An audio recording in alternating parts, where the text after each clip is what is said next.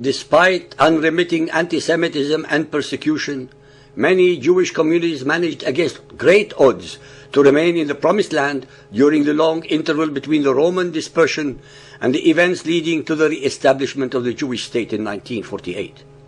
What if the dispute has never been about Palestinian statehood, but really about the destruction of the Jews and the only Jewish state on earth? In 1917, the Balfour Declaration, confirmed later by international law through the League of Nations, declared the British mandate of Palestine to be a national home for the Jewish people, recognizing 4,000 years of Jewish connection to the land and the injustice of the destruction of ancient Israel by the Romans and the forced removal of the Jewish people. In 1922, the British, in contravention of their mandate, took 76% of the land designated for a Jewish state in Palestine and allocated it instead to the Arabs, creating east of the Jordan River a new country, then called Transjordan and later to be known as Jordan, which to this day has a Palestinian majority.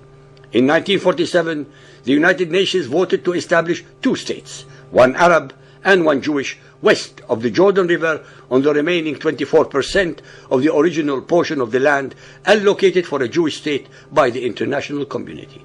In spite of this enormous reduction of their original portion, the Jews accepted the offer, but even this was rejected by the Arabs. The Arabs wanted all. This was the beginning of a long history of Arab rejectionism. Ladies and gentlemen, 60 years ago, there was on the table a two-state solution. This is not a new idea, as we are deceived into believing by the extremely well-oiled and financed Arab propaganda machine and the imbecile, ignorant, or downright stupid and criminally negligent Western news media. So what are the facts? In 1948, the newly reborn State of Israel was invaded by 5 Arab armies from Egypt, Lebanon, Iraq, Syria, and the Arab Legion of Jordan, all of whom made it crystal clear that they intended to destroy the tiny Jewish state at its birth and to massacre its citizens, hundreds of thousands of whom were Holocaust survivors. The Jews, who were literally fighting for their very survival, were able to defeat all the Arab armies who were forced to sue for a ceasefire. The cessation of hostilities was supposed to be a prelude for further negotiations between Israel and her Arab neighbors for a permanent peace. The Arab demands were, as was and continues to be the norm, one-sided and tantamount to asking Israel to self-destruct. I have to point out a few simple but important details that invariably and very conveniently escape the intellect and morality of the Arabs. Before the war against the Jews and the establishment of the State of Israel, there were no Arab refugees. According to the records kept by the British about the demography of mandated Palestine, more and more Arabs from the surrounding countries settled in Palestine because of the prosperity that the Jews were bringing to the land.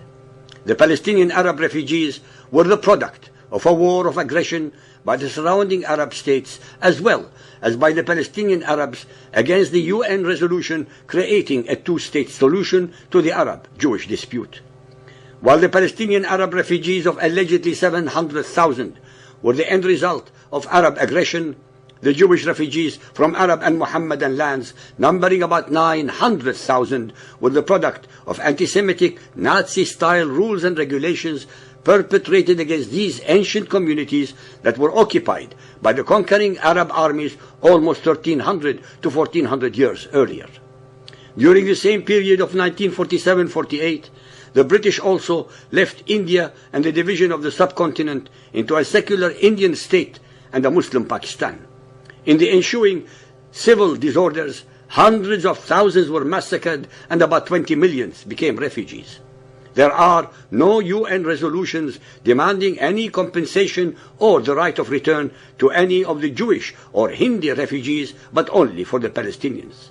There are no UN financial arrangements to help or compensate these particular refugees except only for the Palestinians. For the last 60 years, we only hear about the plight of the Palestinian refugees, but never about the Jewish or Hindi ones.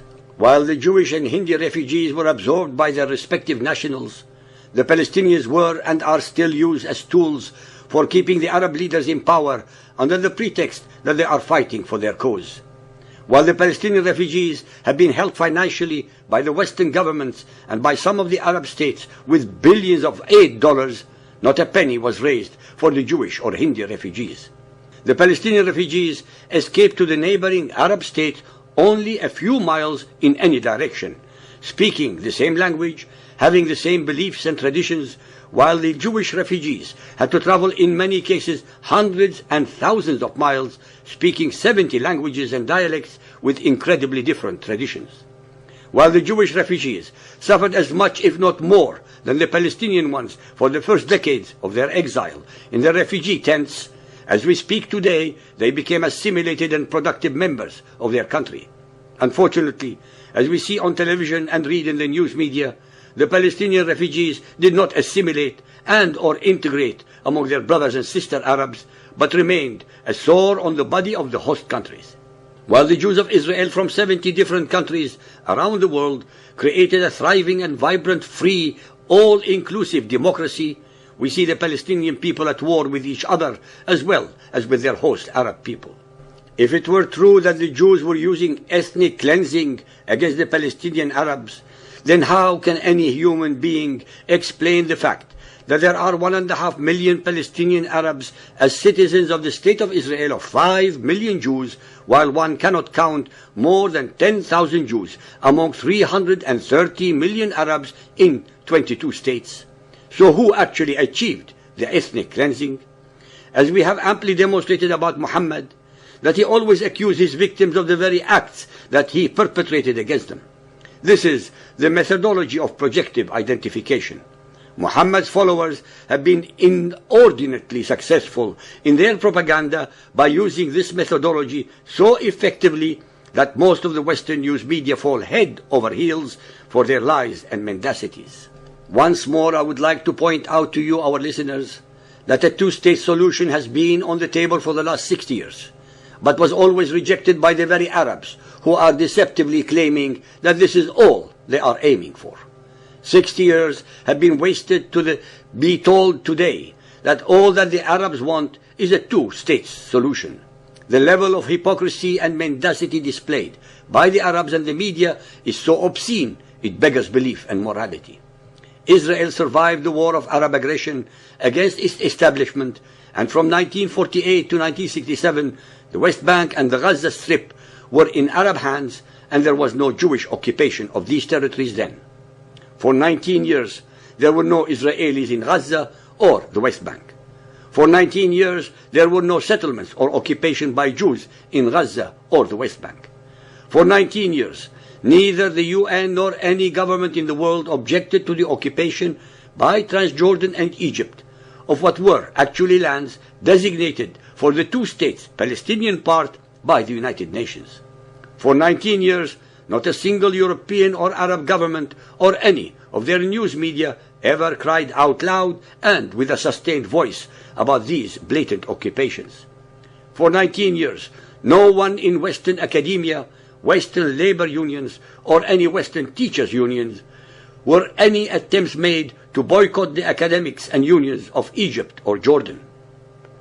For 19 years, the whole world and the United Nations were deafeningly silent about the issues of Palestinian-occupied lands or even the expression Palestinian people. If the cause for the current Arab-Israeli conflict is the occupation of the West Bank and Gaza after the 1967 Six Days War, then why did the conflict and aggression against Israel rage throughout these earlier 19 years, from 1948 to 1967, unabated, with continued Arab refusal to recognize Israel and to make peace with its Jewish neighbor?